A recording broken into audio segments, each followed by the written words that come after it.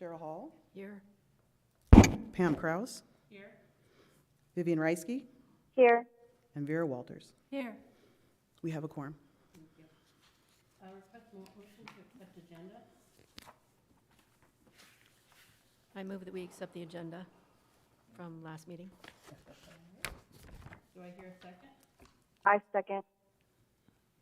Roll call, please. Robin Barker. Oh, there she is. Cheryl Bigelow is absent. Judy Borey. Here. Cheryl Hall. Here. Pam Kraus. Here. Vivian Reisky. Here. Vera Walters. Here. Okay, motion passes. Thank you. Accepting of minutes from October 13th, 2022, regular meeting. Request motion to accept the minutes.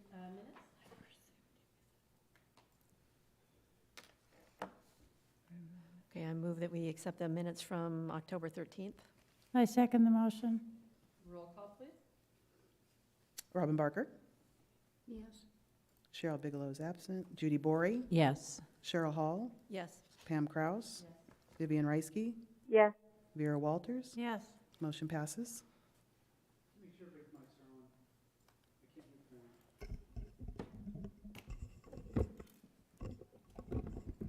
going to say, I haven't said anything yet. I don't think it's you. I think she's talking about Pam. We've had the green light on. All right, call to public. We have no public, so we'll move on. Do you have any correspondence and communications? We do not, President Kraus. All right, we'll move on. Library report. Thank you. I'm Pam Harrison, Library Director. Just looking at our monthly report for October 2022 that you had in your packets. You can see that the last month we have increased in a lot of our statistics, and I attribute that to mainly because it's becoming winter visitor season. So we're seeing more patron visits, more checkout of materials, and programs. Of course, we always have a ton of programs, and they're all doing quite well. And I'll be showing you a couple of the programs we did this past month.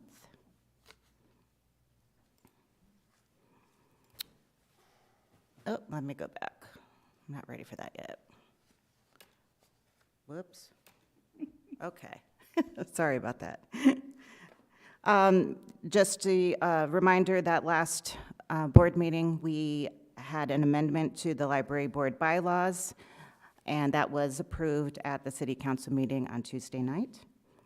And also at the city council meeting on Tuesday night, I brought a resolution authorizing an IGA with the Apache Junction Unified School District to create a virtual library card for students using their school identification number. So I wanted to tell you a little bit about what that is. This intergovernmental agreement will create a student library card using the student ID number for every student at Apache Junction Unified School District. It will be a virtual library card. That means that they can use it wherever they are, whether it be at school or home. There's no applications for parents to accept and sign, and there's no physical cards. There will be no overdue fees with these cards, just like with a normal library card, but we will also be putting into effect the loss and damage fees. This library account will continue each year with those students until they leave the school district or graduate. And in addition to all the digital products that they can access with this library card, they can also check out up to 3 physical books at one time.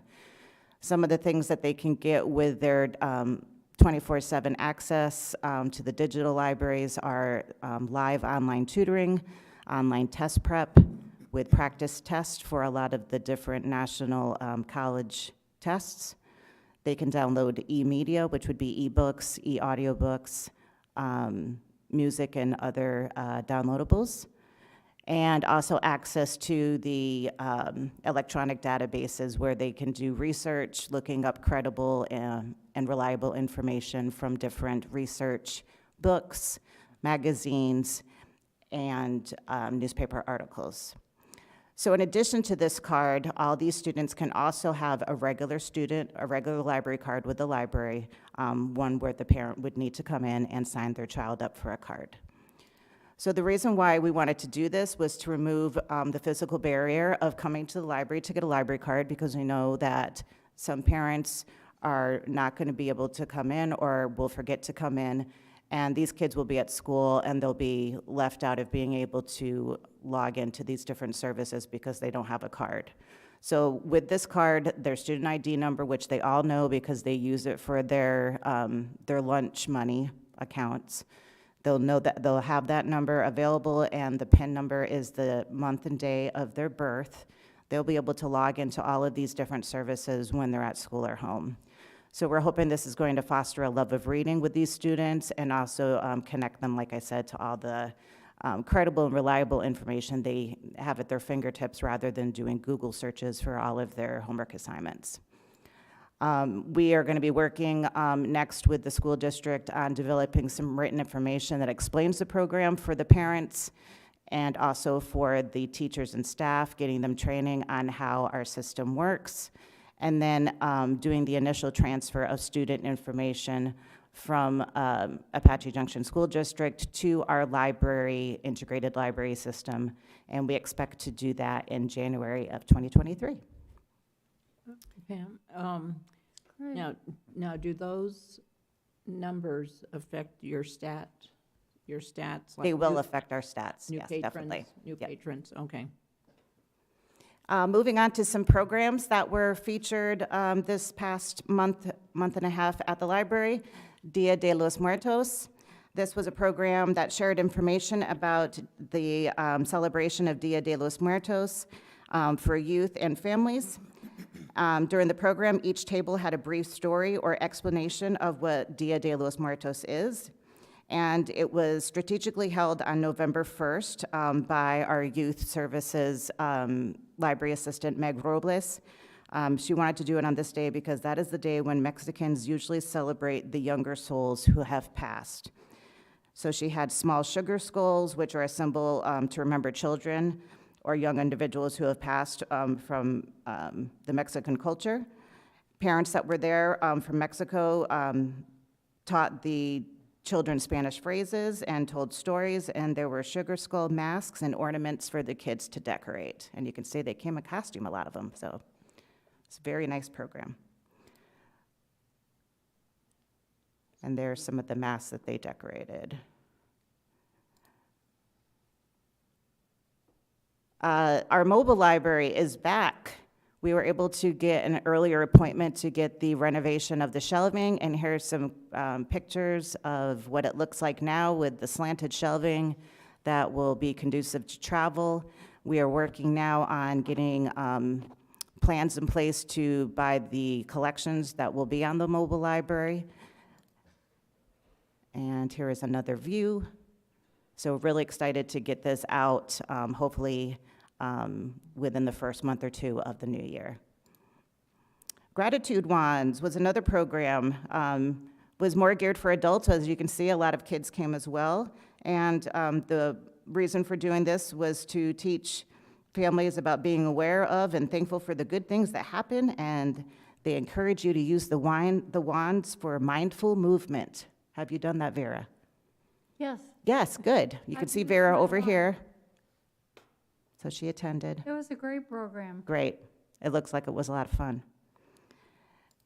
And then another program that happened last weekend was the seed ball workshop, and this is where they made seed balls which can be planted to attract pollinators.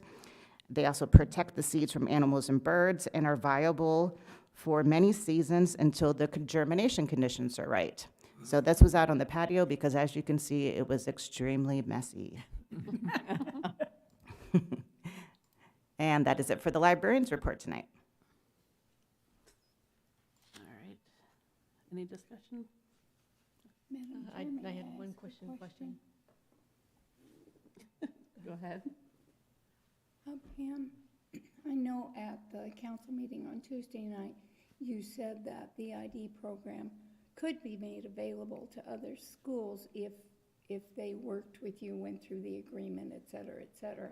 And my question is, have you approached Imagine Prep? Have you approached any of these schools with this idea? Not yet, because I wanted to, since I had a relationship with the assistant superintendent at Apache Junction School District. I wanted to finish that agreement and make sure that the council knew what it was all about before I moved on to other schools in case it wasn't successful for some odd reason. But that is something we'll be doing, letting them know about it if they don't already hear about it after the holidays and getting them set up for next semester. Thank you. You're welcome. Yeah, I know Avalon will be super into that, especially with Mike McCord being like the county treasurer. He probably already knows about it, but that school does not have its own library. Correct, right. Yeah, any names, if you have names of people that you suggest that I reach out to, that would be great. I had a question about the mobile library, about how many materials do you think you're going to be able to put in there with the new shelves? We're going, it can hold probably between 2,500 to 3,000, but we're probably going to start around 1,500 to start to see how things circulate from it, and also to get our routes set up because they could change.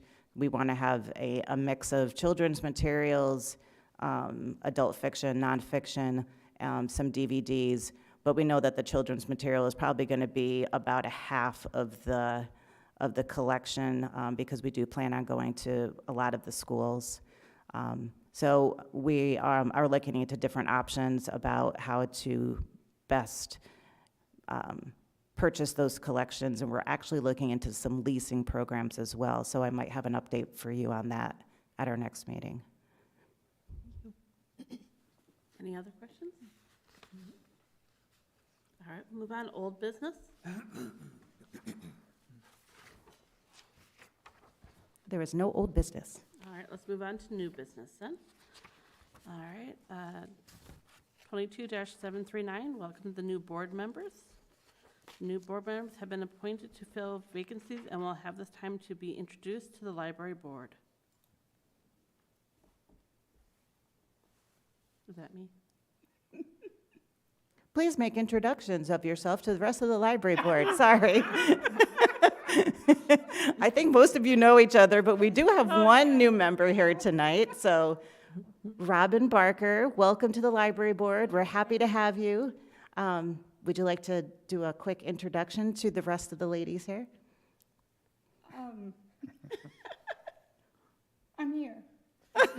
And I'm delighted, and I thank you very much for accepting me on the board.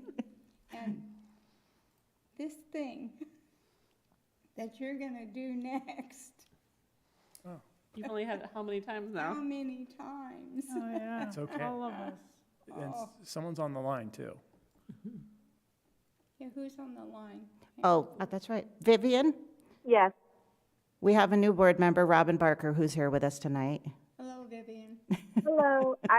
When I heard that we had a new library board member, I looked you up on Facebook. Oh, We have mutual friends. And we do have one other new library board member, but she was unable to make it tonight. So her name is Cheryl Bigelow. Mm. All right, we'll continue. 22-740, presentation and discussion of code of conduct, conflict of interest law, opening meeting law, public recording law, parliament procedure by the city attorney Joel Stern. Good evening. Good morning. Good evening. Vivian, can you hear me? Yes, sorry. Yes, I can. I was trying to Okay. unmute my phone, but my screen's broken. Well, first of all, thank you for having me. I know this is repetitive, but it is required by the city council to go through this every year. And I think it's a good idea anyway. It really is. And I'm not going to read every single word. I'm not going to do that. But I will try to pick up on the highlights of the most important things. Okay, so you do have hard copies too, I believe, and that's good. Although it's really strange when you scan the colors in. Sometimes the colors do not match what you have in your actual hand. It's very interesting with some of these. Yellow, this one's good, but that's like a weird orange color. I know, Vivian, you can't see it, but this is orange. I'm holding up orange, but if you go back to conflict of interest, it's kind of yellow. It's mustard. Anyway, that doesn't really matter. It's, the blue's correct, the green's correct, so I guess, and let's see, open meeting law, that one, that's purple. But up here, it's kind of a different Bluish. purple. I don't know. It's more of a cornflower blue on the screen. Blurple. Anyway, I will go through it. Please interrupt me if you have any questions.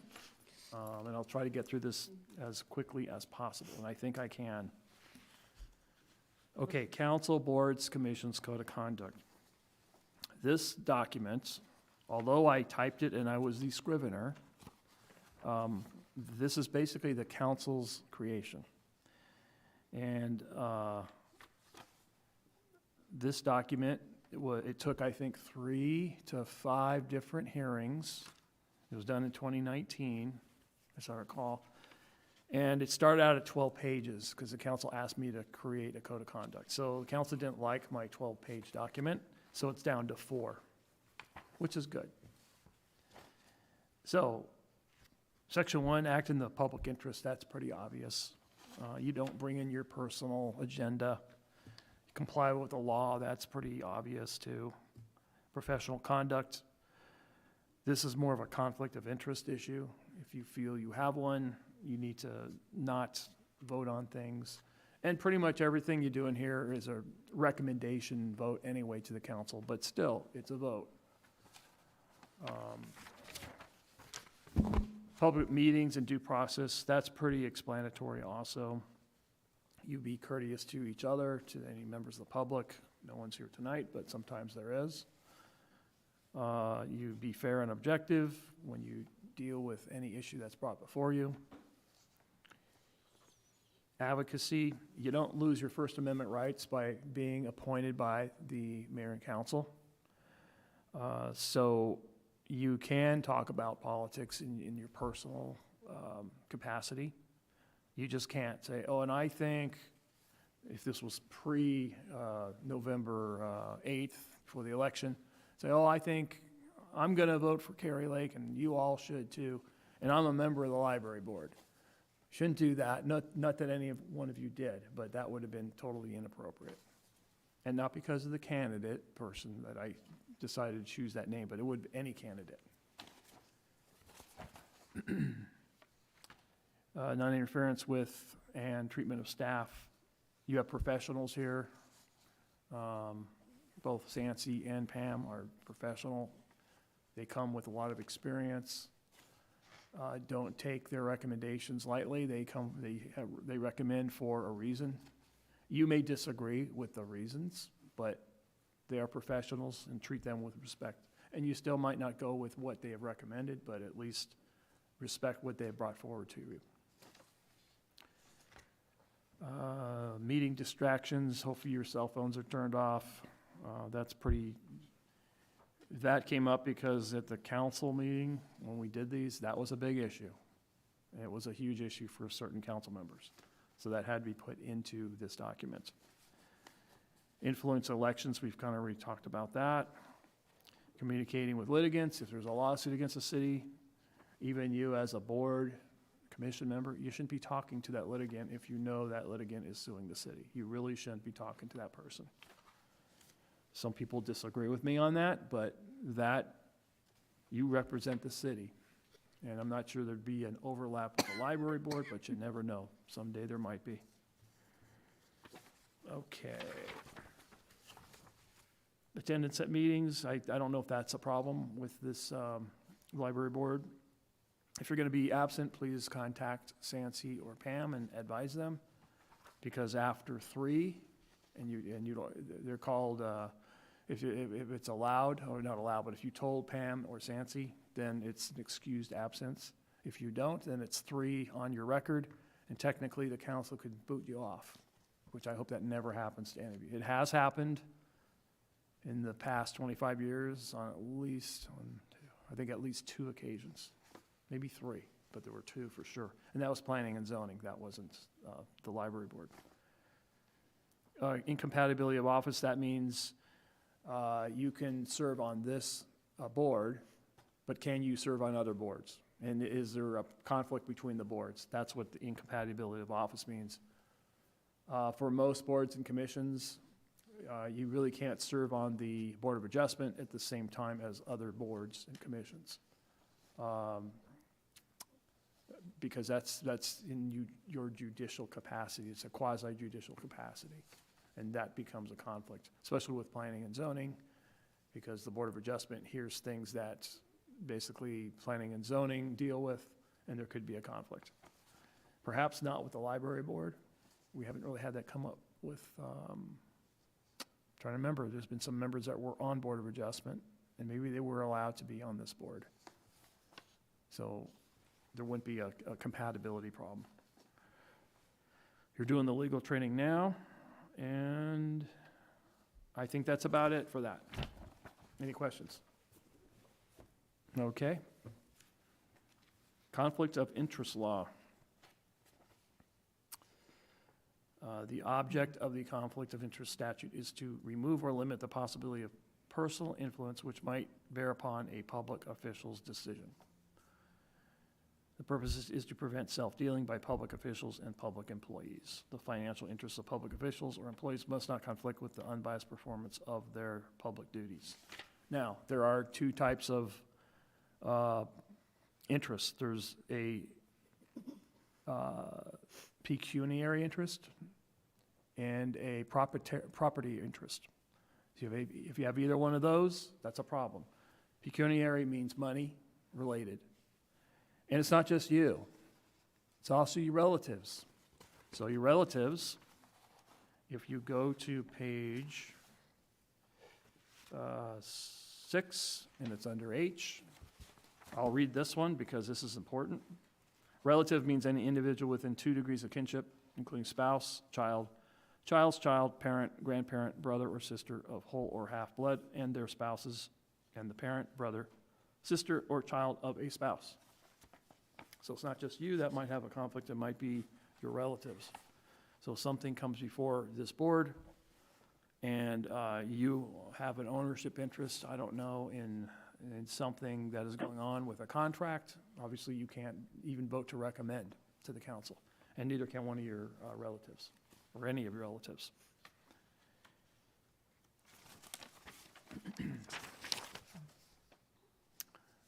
Why should you care? Well, there's a bunch of legal reasons, and you could read all that. There could be criminal and civil penalties. I don't want to scare you. Halloween's over, but it is real. Those are things that could happen, even as a volunteer, as you all are. Now, there's a remote interest.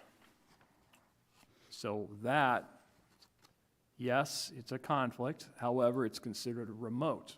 And the courts and the statutes say that's okay if you have a remote interest. And those remote interests are set forth on page 3 and 4. The most common one that I've seen with different boards and commissions is when you're in a class of 10 or more, and that's on page 4, top at letter J. If you're in a class of 10 or more people, then that's considered a remote interest. And so I don't know if that would come up too often here with this board, but it has in other boards. A good example, there was a steeple that a church wanted to have higher than the zoning allowed, and the mayor at the time was a member of that church directly. And so the question is, could he vote on that? Could he vote on that change of zoning? And the answer is yes, because he was in a class of 10 or more. The church had, I forget how many members, 150 to 200. So it was okay for him to vote on that. And it benefited his church. He didn't get any money out of it, but it did benefit him indirectly as a church member. If you think you have a conflict of interest, or you don't know, you're unsure, please call me. We'll go over the facts. And if it's something you really want to vote on and you feel, well, I don't think I have a conflict, then I will probably write something up for you. And it's based on the facts you give me. So I'm not going to make anything up. I'll take the facts, file it with the city clerk's office. So if you ever get accused of having a conflict, all you have to do is say, well, the city attorney said this, and it's filed, it's a public record. And if I was wrong, I'm the one in trouble, not you. And you can't get in trouble if you relied on that opinion. If you have a conflict, or you think you have an appearance of impropriety, which is the beginning of a conflict, then what you do is you ask the chair, right after the chair announces the item, say, Madam Chair, I feel I have a conflict, so I'm going to recuse myself. Then get up and walk out. Do not stay in your chair. Go back and keep Matt company. And then when the item's over, you can come back in. And don't talk to anybody about the item. Don't try to influence other members before the meeting either.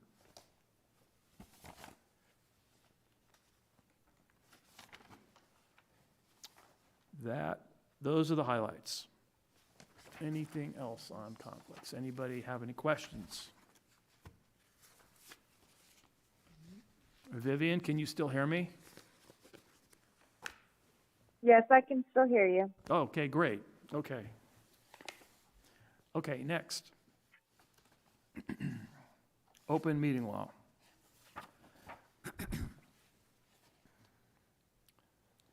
Tonight we have a meeting, and it was noticed. There was a notice that went up telling the public, we're having a meeting, and an agenda is available. So on the agenda, it has to state specifically what's going to be talked about. And it has to be something that the public is able to say, oh, okay, I understand what that is. You can't just have an item that says library books. That's just ridiculously vague. Or library cards. That by itself is not enough. It has to be more of a descriptive paragraph so the public knows what you're talking about. And they have a right to know what you're talking about. And you can't bring something up during the meeting and start talking about it if it's not on the agenda. Sometimes that happens. Maybe not here. You don't invite me to your meeting, so I can't say it does, but I assume it does not. But it does and has happened in other board and commission meetings. Once again, why should you care? I've listed why, and there's some bad things that could happen if you don't care, and things happen. It applies when there is a quorum. So what's a quorum? Well, when you have a board of 7, that means 4. It's a majority. So whenever 4 of you are talking about items that are going to be on the agenda, and you're saying, here's how I'm going to vote, and I got 2 other votes. Well, one more, it makes the quorum. And that's not good. You can't do that without having a public meeting about it. The public needs to see and hear what you're talking about. And you do fall under advisory committee under the statute.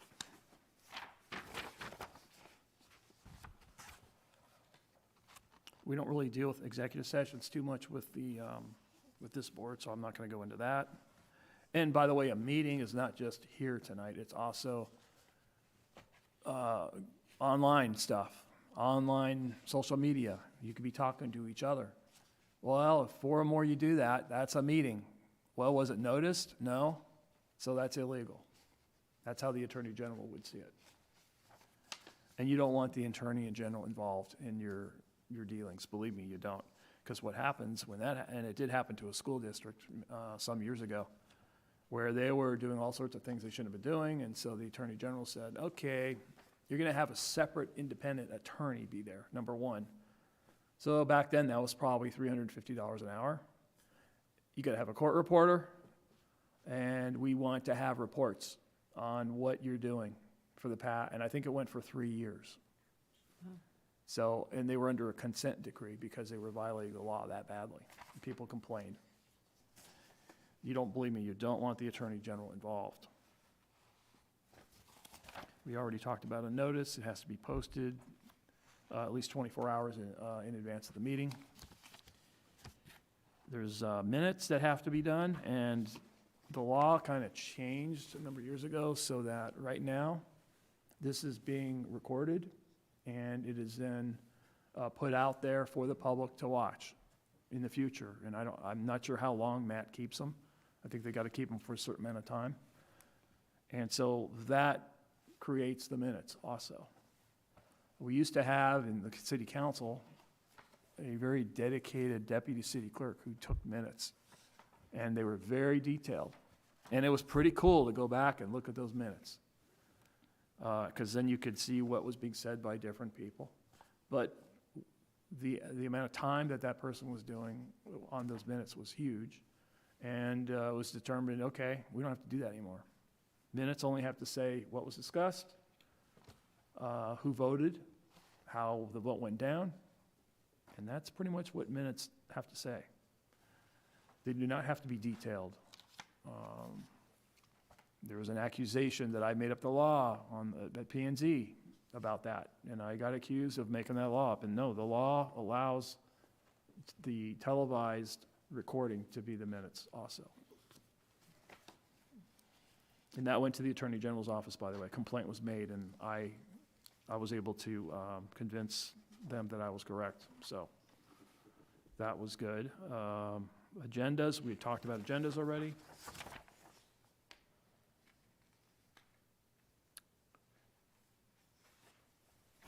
I do have an inquiry here. Do we have?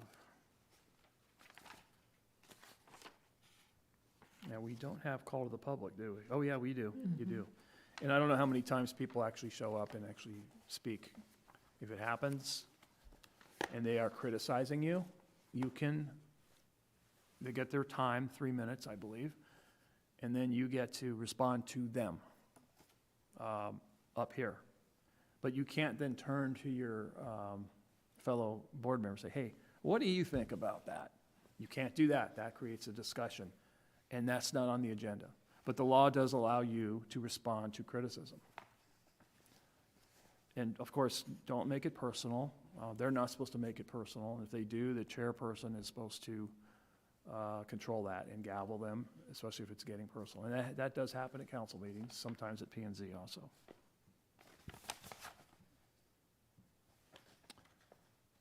And then I think,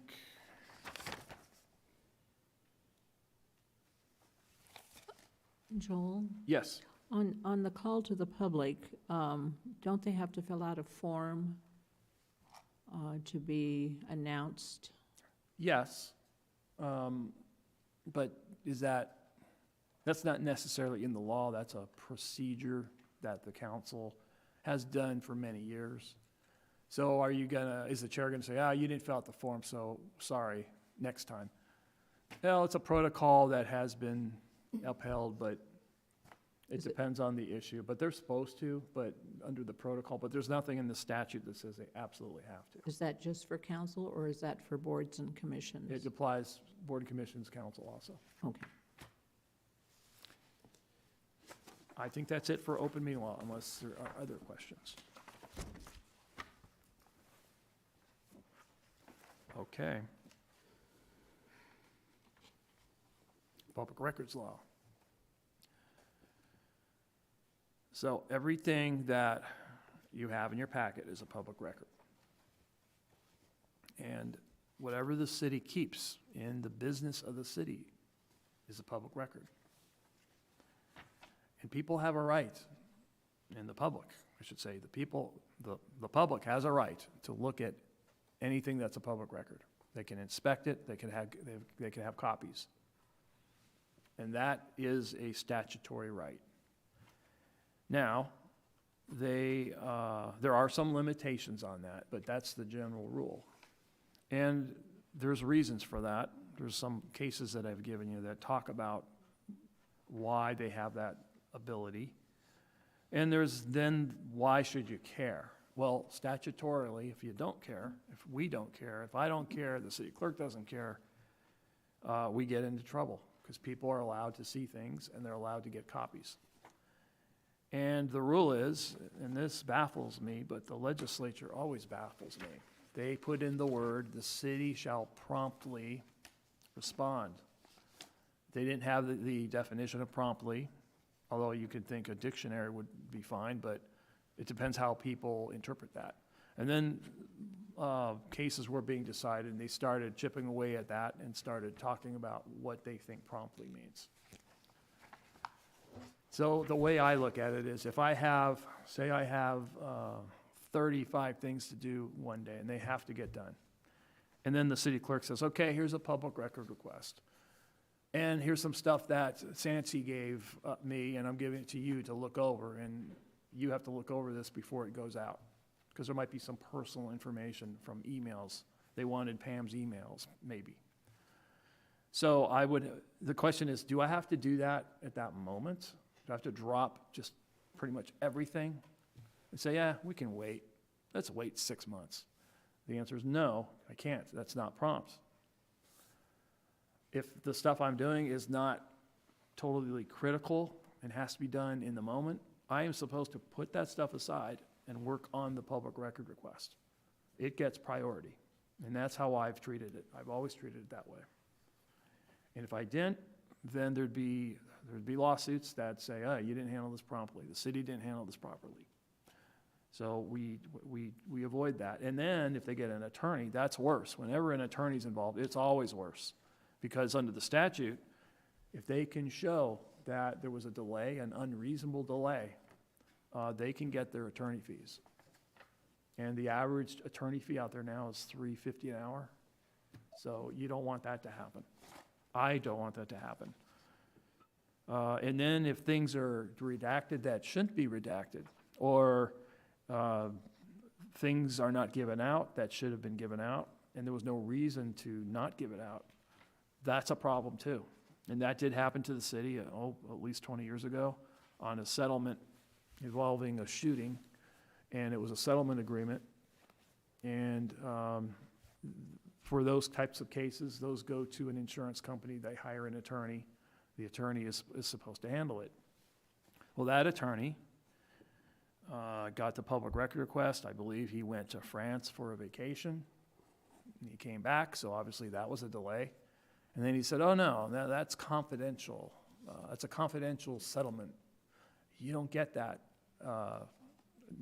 And it was the press asking for it, because it was a high-profile case, a deadly shooting, which was very unfortunate. So they filed to get their attorney fees, because they wanted the document, first of all, and then the judge said, yes, that needs to go out, no redactions, and it was the dollar amount of the settlement, because it's public money.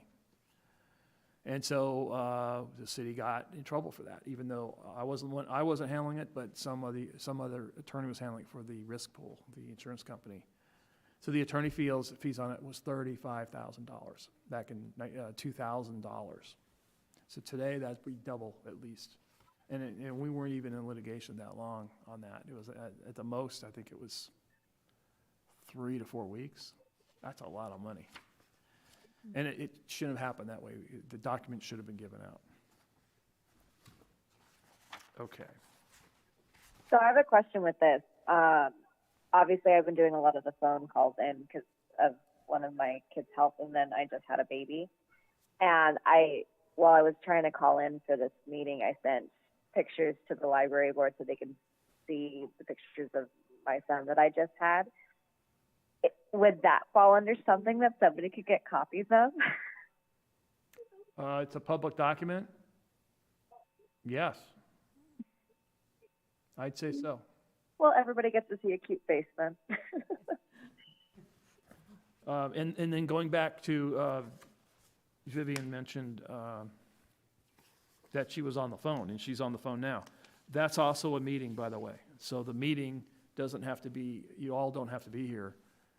You could be calling in. So that technological advances, I don't know when that law went into play, probably shortly after I started, and so people could call in, and that was considered, yeah, you can call in and you're part of the meeting, and that could make up a quorum too. In fact, we had a problem the other night at the art board. 3 members were here. Where are the other 4? Well, some forgot. And so we started calling to get the quorum. And luckily, one was available to make up the quorum. Otherwise, we would have had to cancel. Well, there was no meeting, so it's a non-meeting if there's no quorum.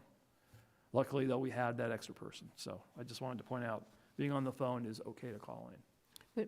But you had to post that meeting, that it was going to happen, correct? You still have to post the meeting. Right. Yes, but the people on the board forgot there was a meeting that night.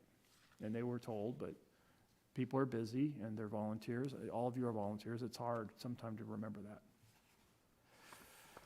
Okay, going back to the blue pages. We can charge a fee for public records, and we do. There's a commercial versus non-commercial rate. It's 25 cents for the non-commercial rate, and 50 cents for the commercial rate. And then I gave you a bunch of cases to read. So, and it's a summary of those cases. Some are actually fascinating. If you ever want the full case, let me know, and I will get you a case that you might be interested in. Anything else on public records? Okay, so I think now we're on the lime green pages, parliamentary procedures. Is that lime green on the screen? Oh, it's green. Oh, that's pretty close. Yeah. Okay. Okay, this document was put out to talk about the process of how meetings are supposed to be done. Everybody's heard of Robert Rules, I'm sure. And I gave you a little synopsis of who Henry Martin Robert was. He was basically an army person. Yeah, I forget what rank he was, and he was told to go to a meeting at a church. It was a neighborhood meeting. Even then, they had neighborhood meetings, 1876. I think that's when he went. And it didn't go well. So he wanted to have a procedure on how to do it. And he started writing those, and I think now we're on the 11th edition. And I think he started doing this in 1876. So that's pretty amazing. Now, these rules are not perfect. They don't always apply, and they are difficult to apply to municipal meetings for the most part. However, I'm the parliamentarian, so I get, the city attorney is, and I get to decide, does that rule apply? Do we have to be that strict? And so I kind of try to keep it so it's not as strict, so that we will be here till midnight. Because if you follow those rules perfectly, you're going to be in session way too long. So I try to do it so that every side, every viewpoint is fully vetted, and so that everybody has a chance to speak, and there's plenty of time. And I haven't been accused of doing that on purpose, but I think I do a good job on that, and I have on the other commissions and council. So the goals are listed under B, and these are just common sense stuff. It really is. Be fair. You can consider the minority, but the majority ultimately wins when there's a vote on any kind of recommendation that is going to go forward to council.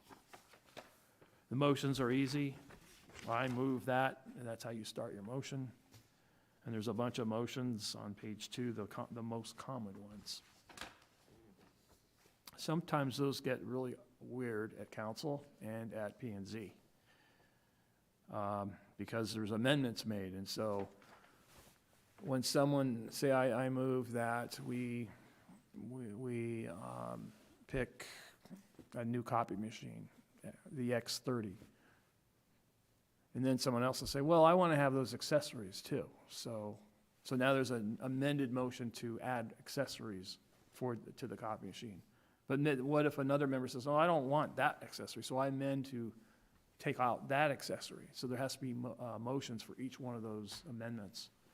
And then you have to vote on the one that was the one that was last made, and then basically go back to the first one that was made, especially if the amendments don't pass. It gets confusing. That's the only time that really gets confusing. Or there's a substitution motion. That gets really confusing. And that can be very political, I should say. And then we get to nomination of officers. And let's see, is that on the agenda tonight? It is. Yeah. So, and I think you have a very good script this year. So I won't go through the script because we're about to do it, right? Yep. Okay. There is one thing when it comes to the nomination of officers. you have to repeat 3 times. Are there any other nominations? And there's silence. Are there any other nominations? I mean, can't you hear? We already said it once. Why do we have to do that 3 times? Probably because when Henry Martin Robert was writing these rules, they didn't have audio, and so in big rooms, I think that's why they did that, to repeat it 3 times so people could hear it. That's my guess. But it's still in there, and we still follow that one. Now, some cities and towns and counties have taken Robert's rules, and they don't use them anymore, and they have their own rules. And for bigger cities and towns, that might be appropriate.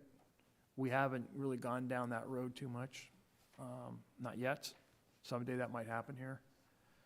And then they just get away from Robert's rules, and they have just the common sense stuff, which is what we kind of do in practice anyway. So maybe we don't need a booklet to go through that, but that's all I have. Any questions?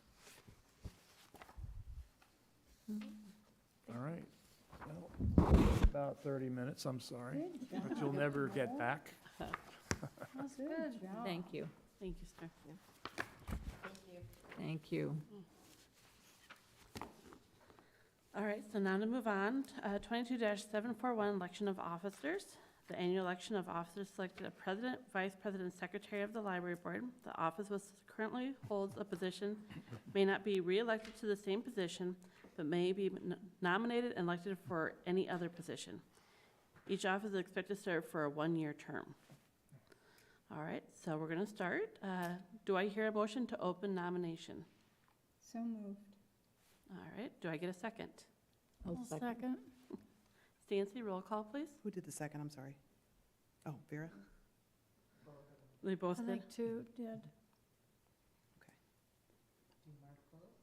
Do I mark both, Joe?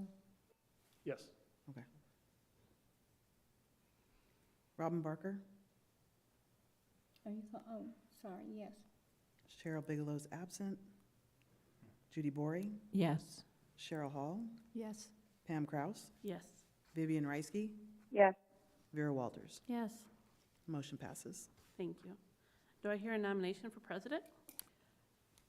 Yes, I would like to nominate Cheryl Hall. All right, are there any other nominees? Are there any other nominations? All right, One more time. one more time, okay. See, I'm gonna get it yet. Are there any other nominations? Okay, do I hear a motion to close the nominations? So I move moved. we close the nominations. Second. All right, got a second? Stancy, roll call, please. Robin Barker, Yes. Cheryl Bigelow's absent. Judy Bory, Yes. Cheryl Hall, Yes. Pam Kraus, Yes, Vivian Reisky, Yes. Vera Walters. Yes. And motion passes. all right. And can I have the name, sorry? Who are we nominating for president? Sure. Cheryl, okay, sorry. Do I hear a motion to approve Cheryl for president? I move that Cheryl be approved as president of the All right. library board. Thank you. Do I hear a second? I'll second that. Stancy, roll call, please. Robin Barker, Yes. Cheryl Bigelow's absent. Judy Bory, Yes. Cheryl Hall. I have to approve myself, really? Did you say yes? Yes. Pam Kraus, Yes. Vivian Reisky, Yes. Vera Walters. Yes. Motion for president passes. And I give the gavel to the new elected president, and she can take over? She can. Thank God. Here you go. There you go, ma'am. And right down here is, You were yep. way too excited Yeah, about no that I- one. kidding. I get nervous on this so bad. All right. Do I hear a motion to open nominations for vice president? I move to open nominations for vice president. Is there a second? Second. Did you get that, who that was? Robin Barker, Yeah. Cheryl Yes. Bigelow is absent. Judy Bory, Yes. Cheryl Hall, Yes. Pam Kraus, Yes. Vivian Reisky, Yes. Vera Walters. Yes. Motion to open nominations passes. Do I hear any nominations for vice president? I nominate Robin Barker for Vice President of the Library Board. Are there any other nominations? Are there any other nominations? Are there any other nominations? Do I hear a motion to close nominations? I move to close nomination. Is there a second? I'll second. Santi, if you want to. Robin Barker, Yes. Cheryl Bigelow is absent, Judy Bory, Yes. Cheryl Hall, Yes? Pam Kraus, Yes. Vivian Reisky, Yes. Vera Walters. Yes. Motion to close nominations passes. Do I hear a motion to approve, okay, and I totally forgot. It's Robin Barker. Robin Barker, thank you. Yeah, that's bad. Do I hear a motion to approve Robin Barker for Vice President? I move that we approve Robin Barker for Vice President. Is there a second? I second. Robin Barker? Yes. Yes? Yes. Cheryl Bigelow is absent, Judy Bory, Yes. Cheryl Hall, Yes?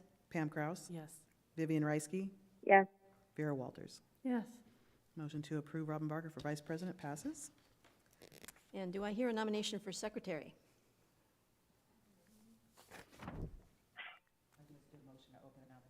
Oh, yeah, Oh. motion to open nominations, sorry. Do I have, oh, I'm sorry. Do I hear a motion to open nominations for Secretary? I'm sorry, I skipped past that. Here's, I move that we open nominations for secretary. Is there a second? I'll second that.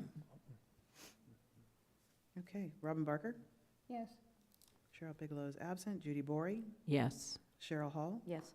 Pam Kraus, yes. Vivian Reisky, Yes. Vera Walters. Yes. Motion to open nominations passes for secretary. Okay, do I hear any nominations for Secretary? Judy Bory. Do I hear any, are there any other nominations for Secretary?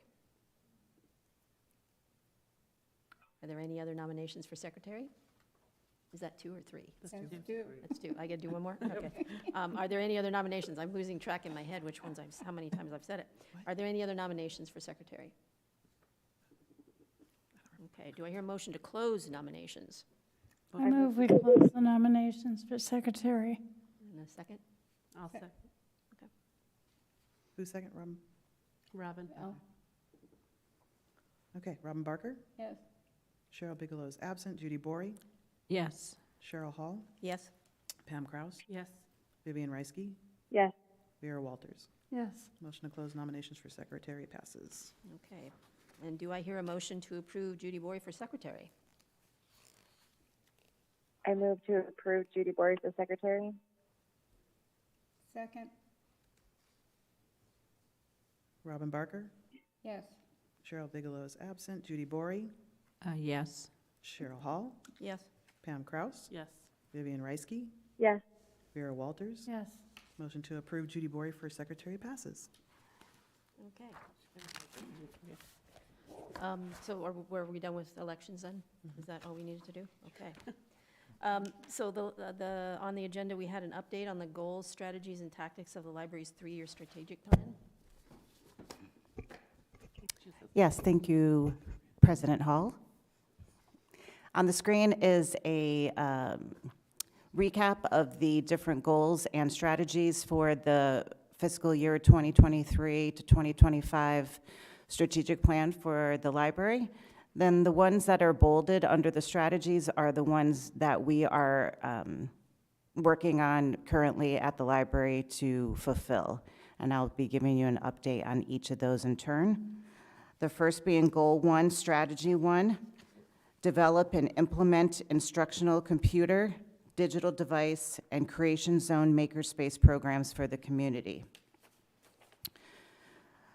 Technology services continue to expand with computer classes and services determined through conversations with customers.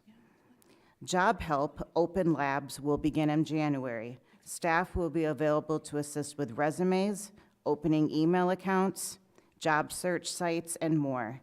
Other classes will be geared for the beginner and to those who want to build on their current expertise. be it Microsoft Office, social media, online shopping, or security safeguards. But our services aren't all about work and no play. Monthly open studios spotlight the creative options at our library. Cricut classes burst from the seams of the Creation Zone and have moved to the large program room. And the 3D printer attracts admirers of all ages, including a 4-year-old boy who continually hijacks the computer lab staff, asking, "Build a Groot, build a Groot." So it looks like the library might be building a budding engineer. So lots to look forward to in that strategy.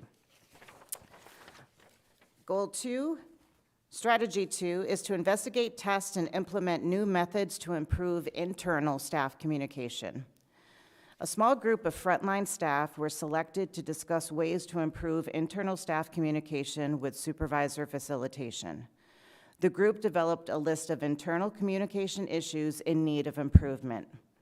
At the following all-staff meeting, these ideas were presented and input was gathered from the entire staff. The committee then met again and narrowed down the list of ideas to 3 initial communication improvement ideas, which they will implement internally for 3 months. We are currently in month 2 of this implementation. After month 3, the committee will survey all staff about their thoughts on the 3 internal communication strategies that were implemented, and based upon this information, the committee will revise the current strategies or decide to implement other new ideas. Goal 3, strategy 2, establish and implement collection thresholds and prudent spending plans based on circulation to best meet customer demands.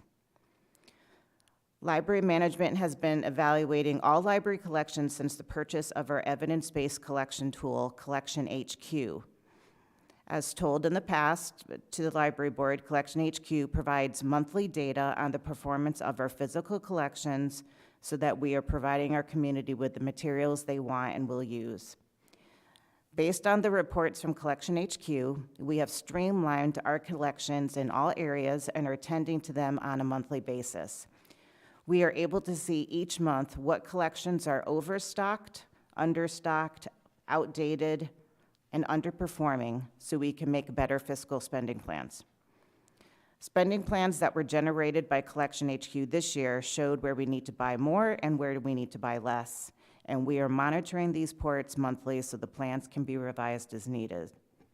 We are also in the process of developing collection and spending plans for the mobile library using Collection HQ to ensure we are buying the right materials for our community and in the correct amounts.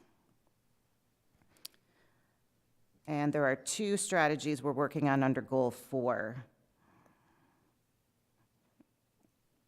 Goal 4, Strategy 2, is to develop policies and procedures for staff-made public displays and signage to reduce clutter, improve functionality, and make the best use of public space. A sign audit committee was formed from staff members, and they took pictures of every staff-made sign inside and outside the library, and they are currently reviewing the photos. And from what I understand, it's in the hundreds. They have grouped all the signs into 3 categories: wayfinding, rules and information, and programs, in an attempt to figure out which signs need to be kept and which should be changed or discarded. So far, the sign audit has shown that we have a lot of signs and not much consistency. Therefore, the committee will be considering the following criteria for upcoming signage guidelines: messaging, design, branding, placement, location, size, typeface, color scheme, and ADA compliance. Sounds like a fun committee, doesn't it? And Goal 4, Strategy 3, is to evaluate adult collections to develop and implement logical layouts of materials to enhance usability, aesthetics, and functionality. One thing we learned at our public surveys is that the placement of many of our collections is confusing. As we continue to streamline our collections, we have also been working on deciding where to move collections so they best make sense to our patrons. But this also depends on shelving availability and space. This task fortunately coincides with the plan for new shelving to be installed in our north wing area within the next few months using capital improvement plan monies from ARPA. So by deciding where we want our collections now, we will be able to share that information with whatever shelving vendor is chosen through the bid process to ensure there will be enough shelving in the correct formats to accommodate our desires and those of the public. Are there any questions on any of our updates on our current strategies that we're working on? I know that was a lot of information.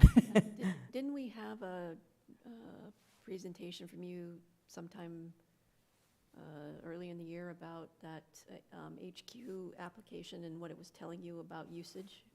Yeah, I did tell you, I'm not sure if I did a full presentation, but I did talk about Collection HQ, and it's a product that we have all of our materials loaded into it, per se, and it can look at circulation stats, it can look at age, it can look at a lot of different evidence-based data to tell us, like, let's say the 001 to 100 section of the Dewey range, which is like mostly computer books.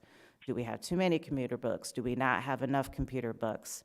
And then also lets us know the dates, the last dates when they were circulated, so we could tell maybe they're too old and they're not relevant anymore.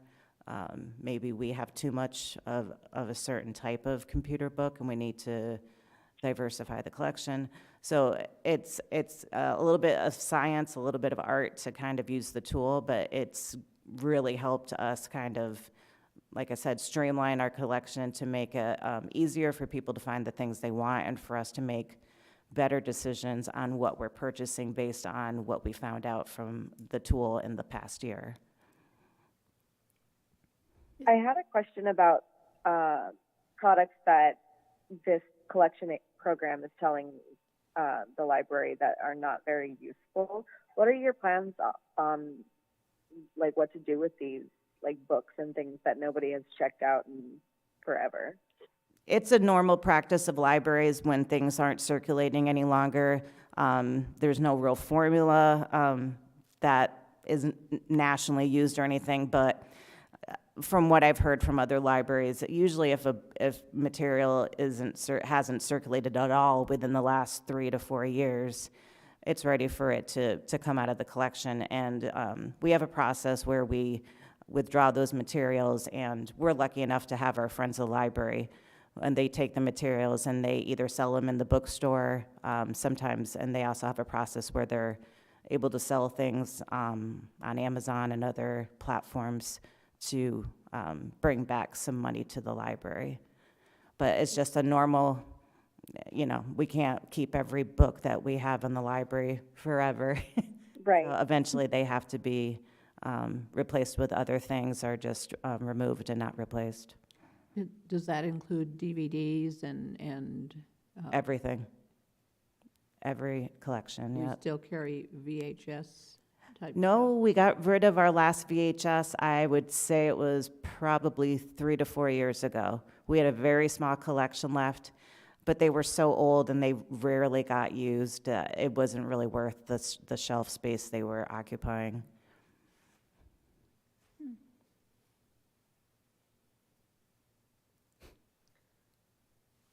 Anything else about the strategic plan that you wanted us to know? Well, that's what we're currently working on. As you can see, there's other strategies. Obviously, we can't do everything at once, so that's why we've dated them based on what we want to work on first. But this is a living document. It's going to change and things are going to come up. One of the strategies is to improve teen space services and make the teen area more desirable. And because we are moving collections around and getting the new shelving in the North Wing in the next few months, that strategy, the things that we'll need to do to satisfy that strategy might come up sooner than we had planned. So I might have more information about that in the next coming months. All right. Do we have any requests for future agenda items? I'd like to make a comment. I went to the program on the wands, and it was excellent. And what was nice is to hear so many comments about the library and how great our library is. I think one of the problems we still encounter because we have no media is, and that was brought up several times in several locations that I've been at, including the Bibliobites. How can we know what's going on at the library? And Megan and Leah were very good about taking people's names and making sure that they're on the list. And I don't know about you, but I get at least one email a week telling me or reminding me what's going on in the library, which I greatly appreciate because my memory is shot. But I would like to go back to our original discussion at one time on, and I can't find it here, on ideas, here it is, the ideas that have come up on how to put the word out. Because I think we have so much to offer if people just knew about it. Yeah. Yeah, so, and we've talked about that a couple times, so, yeah, we can definitely look at those things again and see if any new ideas have emerged, and, I think that'd be great. yeah. Maybe in the results of some of the things that you've done, if you've noticed the results coming back. I know, we're handling more information at the chamber to hand out to people coming into the community. So, I mean, there's, some really great stuff's happening. But Right. But I think we need to push ahead. We will do that again. Thank you. When will we be getting a new, obviously I wasn't here for the last meeting because newborn mom brain, but when will we be getting a new book for our book walk? Oh, so the last one came out, I believe it was in August, well, A Dark, Dark Cave. That's still out there. And yeah, and then the story walk, the night story walk got canceled because of the rain, but then it happened in September. Yeah, that is something that is in my notes and in the Youth Services Department's notes to come up with a schedule that we want to have posted on the website to keep us accountable for keeping that on a regularly rotating basis. The intention was always to do it quarterly, and I know that staff want to do something for the winter season. We don't necessarily want to promote one holiday or over another, so we usually try to pick something that's winter related. So I don't have a date yet, but I would say if we did that one August, I would think we're probably going to be a little behind, and it's probably going to be in January. But I will check for you and see what the youth department has in mind for the next book, and possibly we could get it up for December. Awesome. How did because this one started obviously in August, so the days are have been shortening. How did the first one survive Arizona summer? Did it fade a lot? Did the pages get gross? This is more of a personal Yeah, they just get faded, and we try to, and they have some recommendations on what types of colors and so forth to pick for a story walk book. It wasn't awful, but it's not something that we could reuse. So once the book is out there for 4 months, no matter what time of the year, we haven't had any issues with water or anything, so that's good. The frames that we bought have been really good. But yeah, the sun is what really does a job after a while on the pages. And especially the book that's out there now, it's a lot of black because it's a dark, dark cave. Yeah. So that one, yeah, I would be interested to go out there and see what it looks like, but. Yeah, I haven't seen it in the past month and a half, give or take. So just remember the bold black, but I'm sure it's more of a gray. Yeah, it's not quite as dark as it was. But yes, I will find out about, we have talked about doing a schedule for that, and it just has to be put in stone. So we will get that, and I'll report back on that for you.